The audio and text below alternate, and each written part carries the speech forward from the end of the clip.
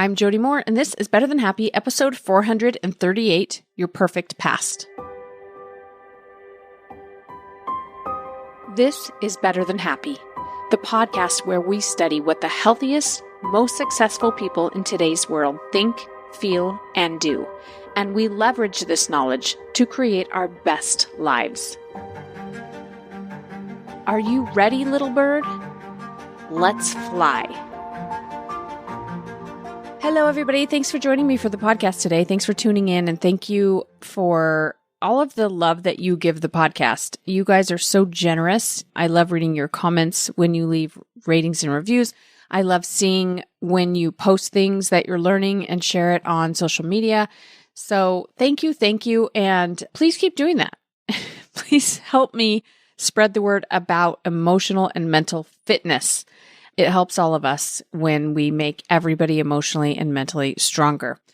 Also, make sure before we dive into today's concept, which by the way, I'm so fired up about this topic. I have so many things I want to say about it. I hope I can articulate my ideas in a way that makes sense, because it's one of those things that I'm so excited about that sometimes I just go on and on about it. And I have a lot I want to say to you about this topic.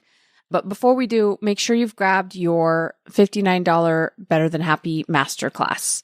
We're going to do some actual coaching in that masterclass, and we're going to apply a lot of the concepts here, and it's going to be my best masterclass ever. And get one for yourself, but also get it for anybody you know who is a fan of personal development and growth and wants to achieve big things in 2024. We have packaged it all in such a way that it makes an amazing gift. You get this really gorgeously designed printable that explains to the person what you got them, and you get a link that you just will forward them after you give them the gift. Makes it really easy for them to pick from multiple times or dates so that they can find one that fits their schedule. And then you also get a link to a video you can send them that explains that the reason somebody purchased this class for them is because somebody thinks that they are phenomenal. So you can get that at jodymore.com/gift. Okay, so it's the end of the year. It's coming up on the end of the year pretty soon here, right? And it's going to be the beginning of a new year.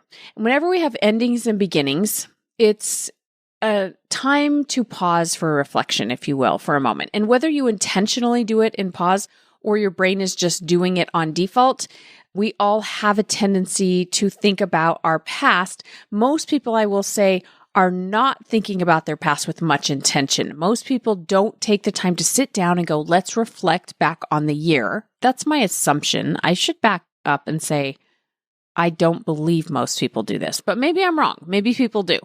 I hope so. I hope that you take just a minute at some point. It doesn't have to be right now. If you have too much going on and you're busy with holiday planning and you don't want to think about it right now, all right, that's fine. But at some point, take a minute and reflect on your year, because like I said, if you don't do it intentionally and think about your past in a useful way, then your brain will do it in its own natural default way, which mostly is not going to serve you. Okay? Here's what I mean by that. We're all aware of our past, right? We all have memories. We all can look back and reflect and think about the past, but we all have highly selective memories, first of all. And when I say things that we remember, I mean the specific details surrounding certain events. Like the research says that if we could get a more objective view of how skewed our memories of the past are, we would be shocked. Skewed meaning we selectively filter out certain parts of our past, certain experiences overall, or certain parts of a certain experience, and we selectively include in our memory other parts of our past, such that we have this idea that we are just remembering something that happened in the past, but what we're actually remembering is the version of the past that our brains decided to create. You follow me? You see what I'm saying? Have you ever had this experience where you're talking with someone else, recalling a situation, an experience that you both went through together, and you have a disagreement about some of the details? a disagreement about when it happened, or who was the person that said this thing, or where were we, or what happened before it, or what happened after it, or even major components of the experience we can disagree on. And both people can be highly committed to the idea that their memory is right. The other person is surely mistaken. And that is because, again, our brains filter out certain parts of the past, keep in certain other parts of the past, and thereby create a memory that is much more inaccurate than any of us realizes. And that's just interesting to know, don't you think? Now, the reason I'm explaining this to you is because the way you think about your past will create your experience currently, and the way you think about the past will determine how much progress you make in your future. I really do believe this is true. I'm learning a lot about this right now from Dr. Benjamin Hardy. And if you want to learn more from him, go check out his work. One book in particular, I highly recommend, 10x is easier than 2x. But what I want to say today is that the past, in terms of your own goals, I want to kind of frame this around your own goals.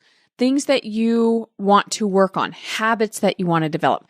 Maybe you want to improve your habits around food, or maybe you want to engage with people in your life. Maybe you want to improve certain parts of your relationship. Maybe you have goals around your business if you're an entrepreneur, or your job or your career path, around money in general.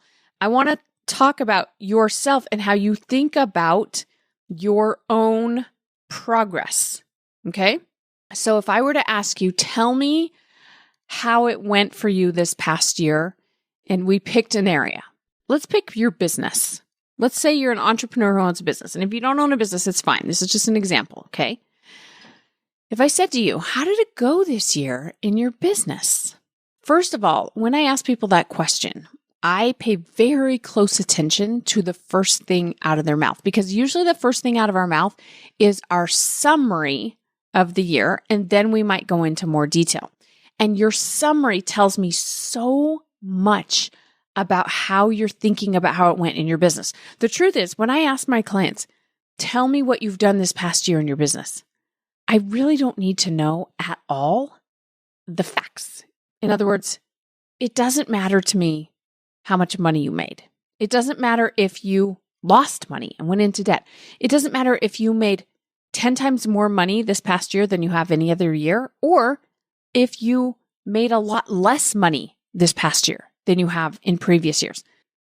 None of that kind of information actually matters at all. What I mean by it doesn't matter at all is it doesn't tell me anything about what's going to happen next.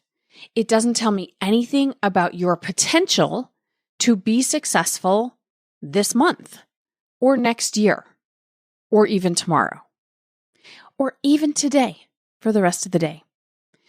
What has happened in your past doesn't matter at all. The only thing that matters is the story you're telling yourself, the energy that you're operating from when it comes to your past. Because that energy is what will predict your future. It is the place by which you will create whatever you're creating for your future. So back to what I said, when I ask clients, hey, tell me about what happened in your business this past year. The reason I'm asking that question is because I want to hear what memories, details, and overall thoughts and stories and summaries they have brought with them from the past to where we are today. Now, most of us will think, I need to tell this person, I need to tell my coach, right? If I'm working with a client and I'm their coach, I need to tell my coach the accurate truth. I need her to know the truth so that she can help guide me. So maybe they'll say, it was amazing, but I don't hear that very often. Even when, after they give me all the details, my summary of it is, wow, what an amazing year. I rarely hear somebody say that. What I mostly hear is either, I'm so frustrated, I'm just stuck, or I've tried a bunch of things and it's not going how I wanted. It's going a lot slower than I thought it would, or that I think it should. I haven't grown in years. I'm stalled out. Or again, I've gone backwards. Okay. These are the things I hear most commonly. And then sometimes they'll preface it with, I mean, this part was good. This part went well, but, and then there's more focus on the negative.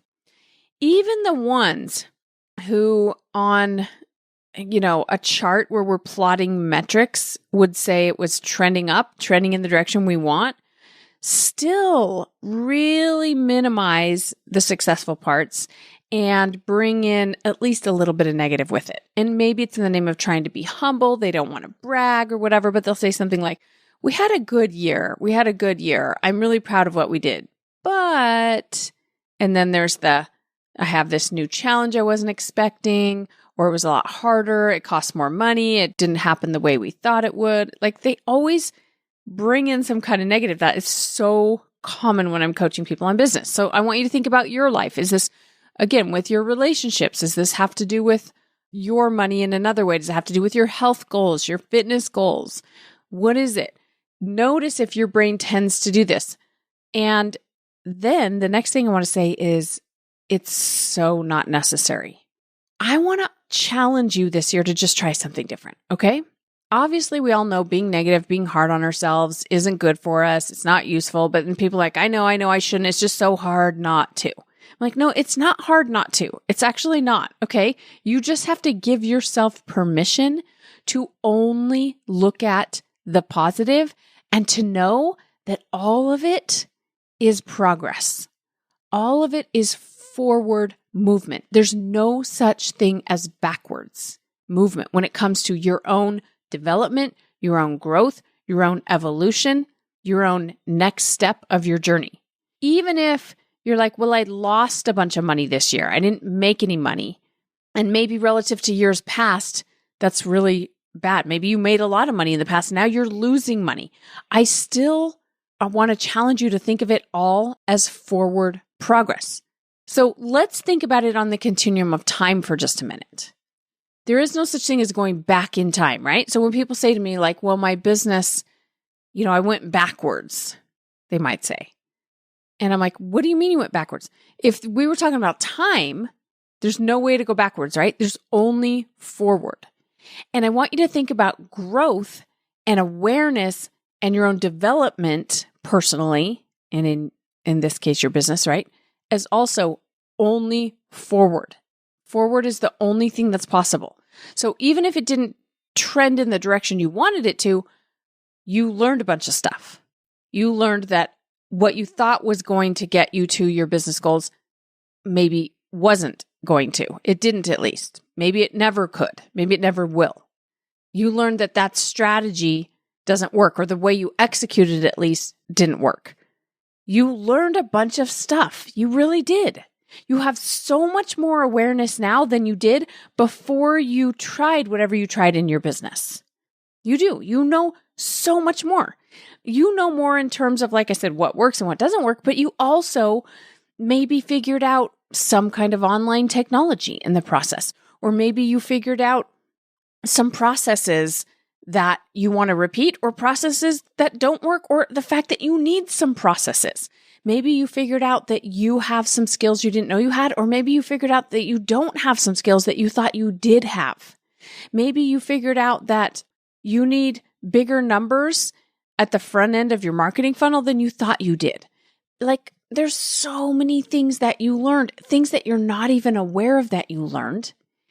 And all of that is so valuable. Even if the only thing you got out of it is that you attempted something and you had your first try.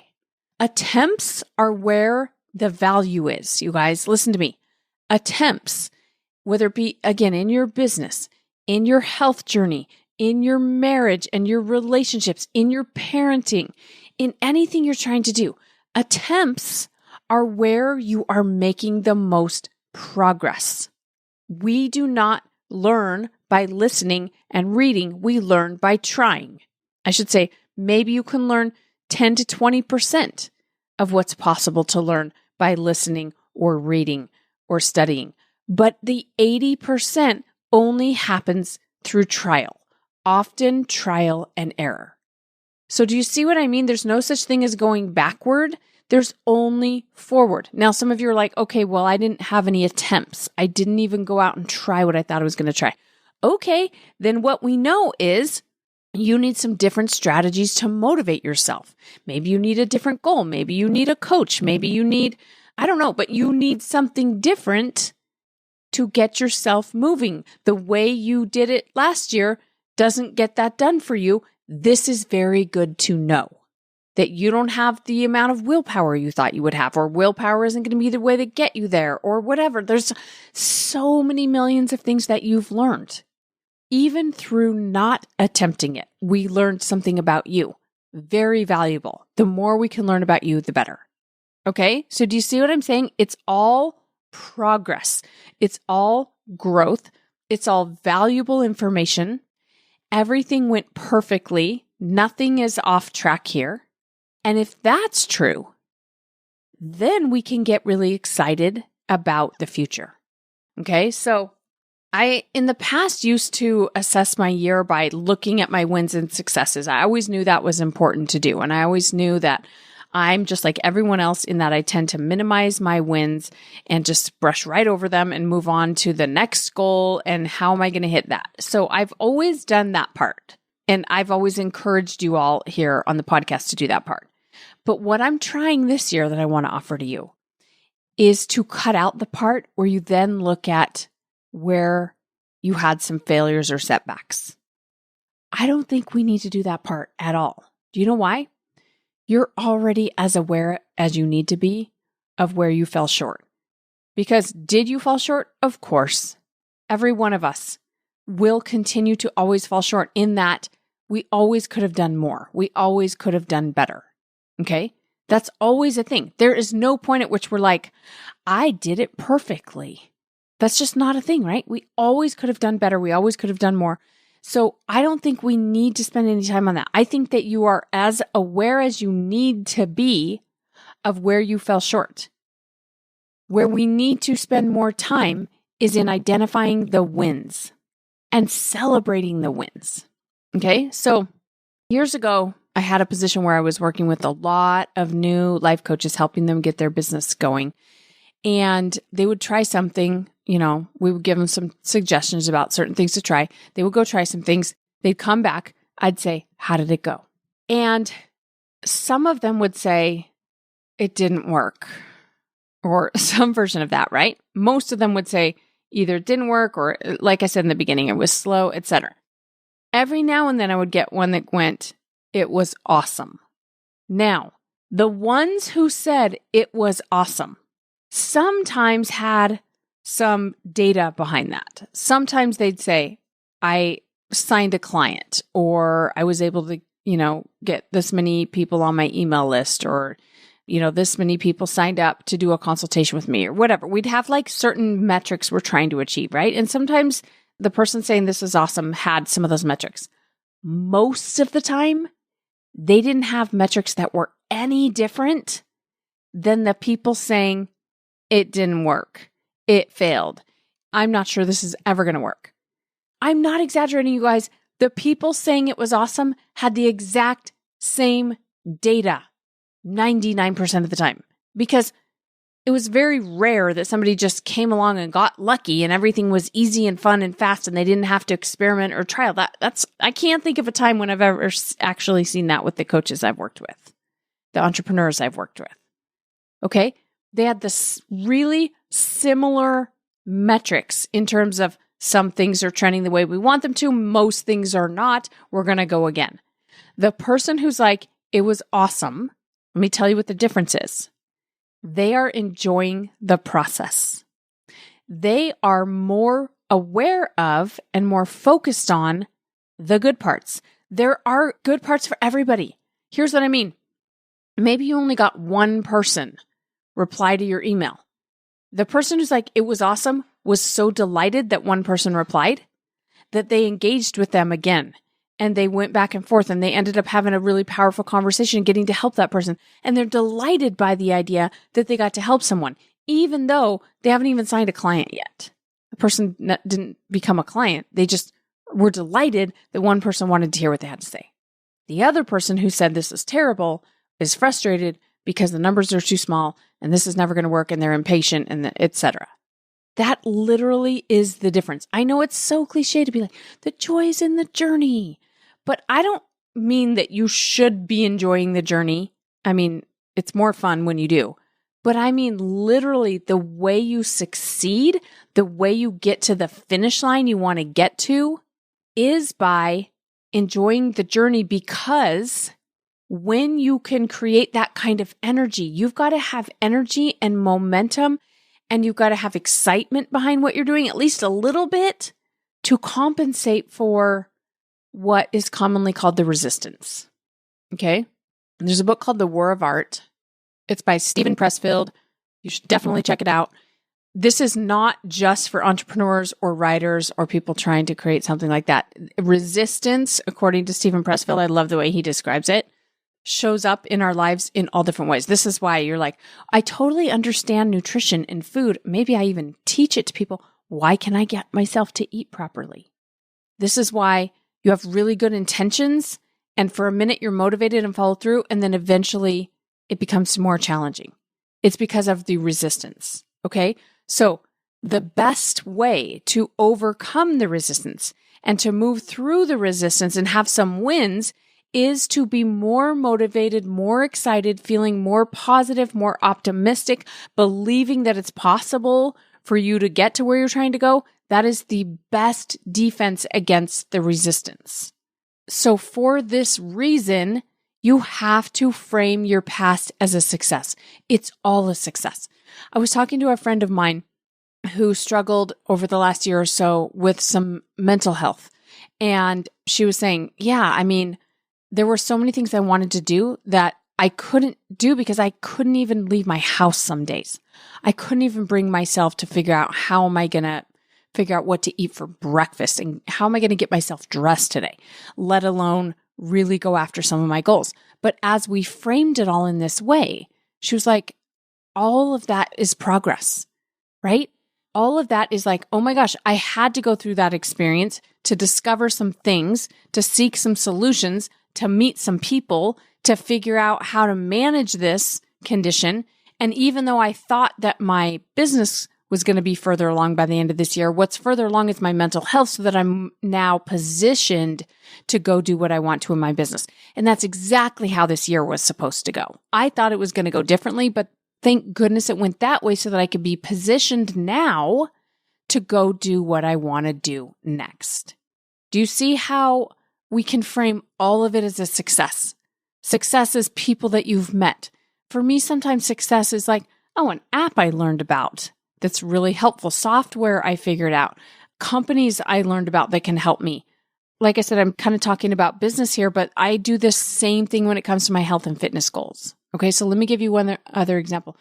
So during the pandemic, I put a lot of focus on my health, and I did get much healthier. I started eating so much better, way more protein. I became much stronger. I built some muscle. I lost some fat. And then I sort of, neglected it and quote unquote, lost a lot of that progress. But I have zero regrets about any of that. I would never say to myself, well, that didn't work. I'm like, that was such an amazing experience. I learned so much about food. I learned about my body. I learned about my own hunger. I learned about just so many things. I made so much progress in terms of my own mindset, even things that I kind of knew intellectually. I really do believe in my heart now. I have so much less drama around weight and the scale.